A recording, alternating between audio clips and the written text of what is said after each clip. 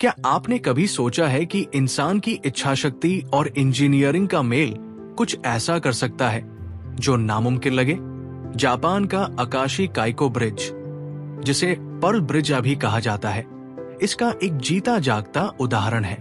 ये सिर्फ एक पुल नहीं है, बल्कि एक ऐसी संरचना है जिसने इंसानी सोच और तकनीक की सीमाओं को नए आयाम दिए हैं।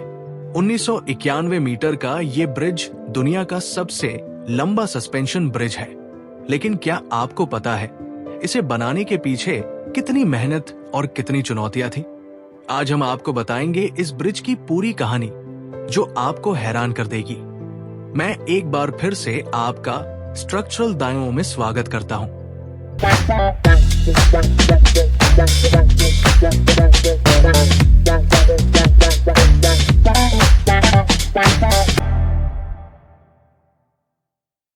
1955 की बात है। जापान के अकाशी स्ट्रेट पर एक फेरी डूब गई, जिसमें 168 लोगों की जान चली गई। ये एक बहुत बड़ा हादसा था। इसने जापान को हिलाकर रख दिया। अकाशी स्ट्रेट यानी वो समुद्री क्षेत्र जो होन्शु और आवाजी आइलैंड को अलग करता है। ये इलाका तेज हवाओं और खतरनाक समुद्री धाराओं के लिए कुख्यात है। फेरी के डूबने के बाद जापान सरकार ने तय किया कि यहां एक स्थायी पुल बनाया जाएगा ताकि इस खतरे को खत्म किया जा सके। लेकिन समस्या ये थी कि ऐसा पुल बनाना एक असंभव सा काम लगता था। जापान के इंजीनियरों ने दुनिया के सबसे लंबे सस्पेंशन ब्रिज को डिजाइन करने का निर्णय लिया। सस्पेंशन ब्रिज का मतलब है कि इसमें 2 विशाल टावर्स होंगे और इनसे केबल्स जुड़े होंगे जो पूरा वजन संभालेंगे। पर ध्यान दीजिए, ये सिर्फ एक सीधा सादा पुल नहीं था। ये 1991 मीटर लंबा होना था, इतना कि इसके बीच का हिस्सा खुद माउंट फूजी के बेस जितना बड़ा है। सवाल था, इतनी लंबी दूरी को कैसे कवर करें? क्या ये समुद्र की ताकतवर लहरों को झेल पाएगा? और सबसे बड़ी बात, इसे भूकंप प्रवण क्षेत्र में बनाना कैसे संभव होगा?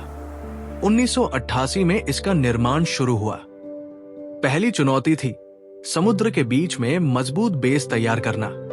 पानी के नीचे मजबूत पिलर बनाए गए जो सैकड़ों मीटर गहराई में जाकर समुद्र की सतह से जुड़ते थे। दूसरी चुनौती थी मौसम। अकाशी स्ट्रेट में हवाएं 290 किलोमीटर प्रति घंटे तक की गति से चल सकती है। यहाँ तेज बारिश और तूफान सामान्य बात है। इंजीनियरों ने इसके लिए एक अनोखा तरीका अपनाया। ब्रिज के केबल्स को विशेष स्टील से बनाया गया, जो न केवल ताकतवर है बल्कि जंग भी नहीं पकड़ता। ये केबल्स इतने लंबे हैं कि अगर इन्हें खींचा जाए तो ये पृथ्वी के चारों ओर 2 बार लपेट सकते हैं। जापान दुनिया के सबसे ज्यादा भूकंप प्रवण देशों में से एक है और ब्रिज बनने के दौरान 1995 में कोबे भूकंप आया।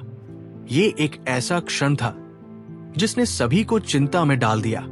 भूकंप इतना ताकतवर था कि इसने ब्रिज के टावर्स के बीच की दूरी को लगभग 1 मीटर बढ़ा दिया। इंजीनियरों को तुरंत काम रोककर डिजाइन को रीडिजाइन करना पड़ा।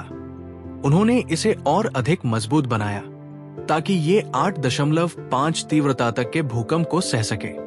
अब बात करते हैं इसकी तकनीक की। इस ब्रिज के केबल्स 3 लाख टन से अधिक वजन संभाल सकते हैं। इसके टावर्स की ऊंचाई 282.8 मीटर है, जो इसे एक विशालकाय संरचना बनाती है।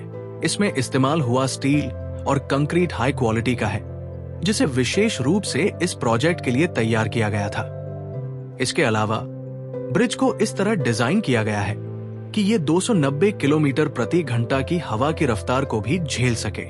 आज ये ब्रिज होन्शु और आवाजी आइलैंड को जोड़ता है। ये हर दिन लगभग 25,000 गाड़ियों को संभालता है। ये सिर्फ एक पुल नहीं, बल्कि जापान के विकास और उसकी तकनीकी शक्ति का प्रतीक है। अकाशी काइको ब्रिज ने जापान को दुनिया के सामने एक नई पहचान दी है। ये न केवल इंजीनियरिंग का चमत्कार है, बल्कि ये साबित करता है कि जब इंसान ठान ले तो कुछ भी असंभव नहीं है। क्या आप जानते हैं, इस ब्रिज को बनाने में 4.3 बिलियन अमेरिकी डॉलर का खर्च आया।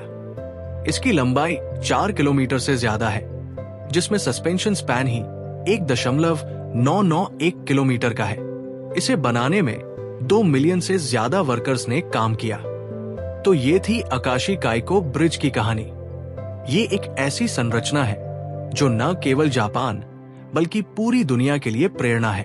अगर आपको ऐसी कहानियां पसंद आती हैं, तो हमारे चैनल स्ट्रक्चर डिनामो को सब्सक्राइब करें और कमेंट में बताएं कि अगली बार किस विषय पर वीडियो देखना चाहेंगे। धन्यवाद।